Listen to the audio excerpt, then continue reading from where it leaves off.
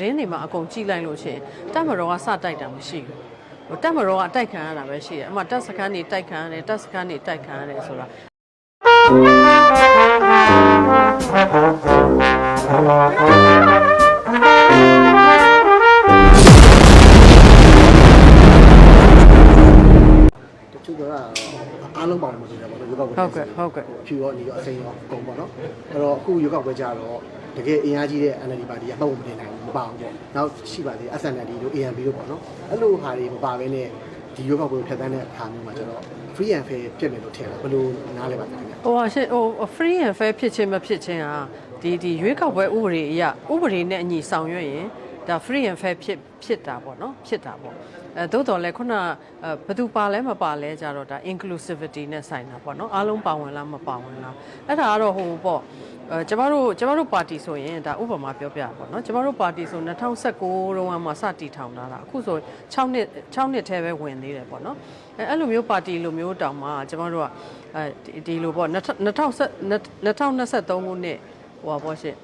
်နိုင်ငံရေးပါတီများမှတ်ပုံတင်ခြင်းဥပဒေအသစ်ထွက်လာတဲ့အချိန်မှာကျမတို့က3လအတွင်းအမြန်ပြန်ပြီးတော့မှမှတ်ပုံတင်နိုင်တာပေါ့နော်မှတ်ပုံတင်ပြီးနောက်ပိုင်းမှာတော့ရုံးနေပြည့်အောင်ဆောင်ရွက်ရတယ်ပြီးလို့ရှိရင်ကျမတို့ဒီပါတီဝင်တွေပြည့်မီအောင်ဆောင်ရွက်ရတယ်ဒါတွေလောက်တာပေါ့နော်ဒါကျမတို့လိုပါတီလိုမျိုးတောင်လောက်နိုင်တာပေါ့နော်ဆိုလို့ရှိရင် SNLD မပါတာကတော့လေကျမထင်တာတော့ဒီပြီးခဲ့တဲ့မေလ9ရက်နေ့ကဒီ2025ရွေးကောက်ပွဲဝင်မဲ့ပါတီတွေကို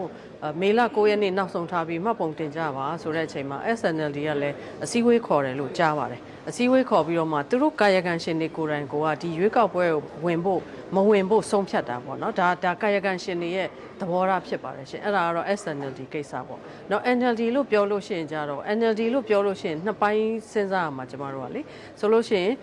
ဒီလက်နက်ကင်လန်းစင်ကိုပြည်ပကိုထွက်သွားကြပြီးလက်နက်ကင်လန်းစင်နဲ့တွားခဲ့တဲ့ဟာလူနည်းစုဖြစ်ပါတယ်တကယ်တော့လေလူနည်းစုဖြစ်တယ်နောက်ဒီမြန်မာပြည်ထဲမှာကြံနေတဲ့ဒီအသင့်သောဒီ NLD ပါတီထောက်ခံသူပါတီဝင်တွေပေါ့သူတို့တွေလည်းရှိတယ်ပေါ့နော်ရှိတဲ့အခါကျတော့သူတို့တွေကလည်းဒီလိုပေါ့ဘာဖြစ်လို့ဟိုပါပေါ့ပါတီကိုမှတ်ပုံပြန်မတင်ခဲ့တာလဲပေါ့နော်အဲ့ဒါလဲဒါကာယကံရှင်တွေတဦးချင်းစီရဲ့စ조사အထုတ်မှုနဲ့လည်းဆိုင်တာပေါ့နော်နံပါတ်1နံပါတ်2ကကြတော့တကယ်လို့သူတို့ကပါတီမထောင်သည့်တိုင်အောင်တောင်မှဒီလိုမျိုးလူတွေကနိုင်ငံရေးလမ်းစဉ်ကိုဆက်လျှောက်ခြင်းနဲ့နိုင်ငံတိဆောက်ရေးလမ်းစဉ်မှာပါဝင်ခြင်းသေးတယ်ဆိုရင်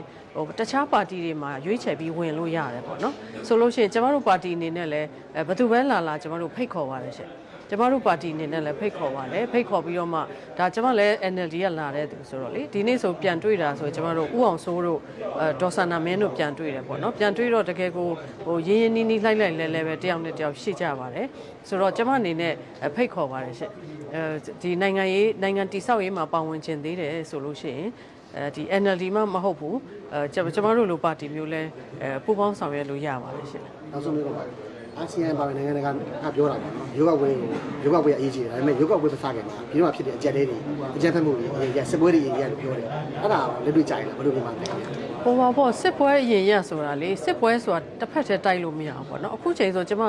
မကတော့ဟိုတကယ်တိုက်ပွဲနေရာတွေတော့ကျမမရောက်ဘူးပဲသတင်းတွေမှာအကုန်ကြည့်လိုက်လို့ရှိရင်တပ်မတော်ကစတိုက်တာမရှိဘူးတက်မတော်ကအတိုက်ခံရတာပဲရှိတယ်အမှတက်စခန်းနေတိုက်ခံရတယ်တက်စခန်းနေတိုက်ခံရတယ်ဆိုတာအဲ့ဒါကြတော့ဟိုပါပေါ့နော်ဒီကလက်နက်ကင်လမ်းစဉ်ကိုရှောက်လန်းကြတဲ့သူတွေပေါ်မှာလည်းမူတည်တာပေါ့ဆိုလို့ရှိရင်အစိုးရပဲတစ်ဖက်သက်ပေါ့နော်ဒီလိုပြောလို့မရဘူးပေါ့ဆိုလို့ရှိရင်ဟိုလာတိုက်တဲ့လူရှိရင်တော့ခုခံရမှာပေါ့လေအဲ့လိုမျိုးလေးတွေတော့ရှိတာပေါ့ပြီးလို့ရှိရင်လည်းအခုကနည်းနည်းတဆင့်ပေါ့အရင်တော့တက်ကြော်လာတာဗာလဲဆိုမြို့သိမ်းတိုက်ပွဲတွေပါဖြစ်တယ်ဆိုတော့ဒါတက်မတော်ဆိုတဲ့ဟာဘယ်နိုင်ငံမဆိုပေါ့နော်ဘယ်နိုင်ငံမဆိုတက်မတော်ဆိုတာနိုင်ငံတစ်ခုရဲ့အချုပ်အခြာအာဏာကို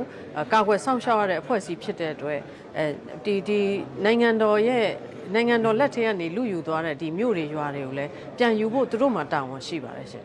နောက်တစ်ခုကကြတော့နောက်ဒီအစိုးရလည်းအများအားနေမှာမဟုတ်ဘူးလေဒါတက်မတော်အစိုးရဆိုလည်းအများအားနေမှာမဟုတ်အခုတောင်မှရွေးကောက်ပွဲလုပ်မယ်ရွေးကောက်ပွဲလုပ်ပြီးရင်လည်းရွေးကောက်ခံအစိုးရတက်လာမယ်ပေါ့နော်အဲ့လိုမျိုးအချိန်ဆိုတဲ့အခါကျကျမတို့အစိုးရနဲ့နိုင်ငံတော်ဆိုတာခွဲခြားပြီးမြင်ဖို့လိုတာပေါ့နော်အစိုးရဆိုတာတက်တန်းကအကန့်အသတ်ပဲရှိတယ်နိုင်ငံတော်ဆိုတာတော့ကျမတို့မြန်မာနိုင်ငံကြီးကမ္ဘာမြေကြီးတည်ရှိသူရဲ့မြန်မာနိုင်ငံတည်ရှိသူရဲ့နိုင်ငံတော်ဆိုတာရှိနေမှာဆိုတဲ့အခါကျတော့အဲ့လိုမျိုးဟိုလက်နက်ကင်လန်းစင်နဲ့လက်နက်အားကိုးနဲ့ဟိုမြို့တွေရွာတွေတိမ့်ပိုက်တယ်ဆိုတာဒါ မှားယွင်းတဲ့နီလန်းလို့ကျွန်မပြောချင်ပါတယ်ရှင်မှားယွင်းတဲ့လမ်းစဉ်ဖြစ်တယ်ဒါတော့ပြန်ပြီးတော့မှပြန်တက်မှတ်ဖို့ကတော့လိုတာပေါ့နော်လိုတဲ့အခါကျတော့ဒါတွေဝဲစောင့်နေတော့ကျွန်မထင်တာ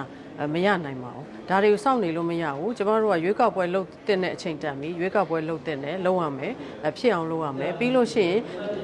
ပြည်လေတဲ့လောက်လည်းပြည်လေသွားမယ်ကြံခဲ့တဲ့ပြဿနာတွေကိုလည်းနောက်တက်လာမဲ့အစိုးရအဖြစ်ဆက်လက်ပြီးတော့မှဖြေရှင်းရမှာဖြစ်ပါတယ်ရှင်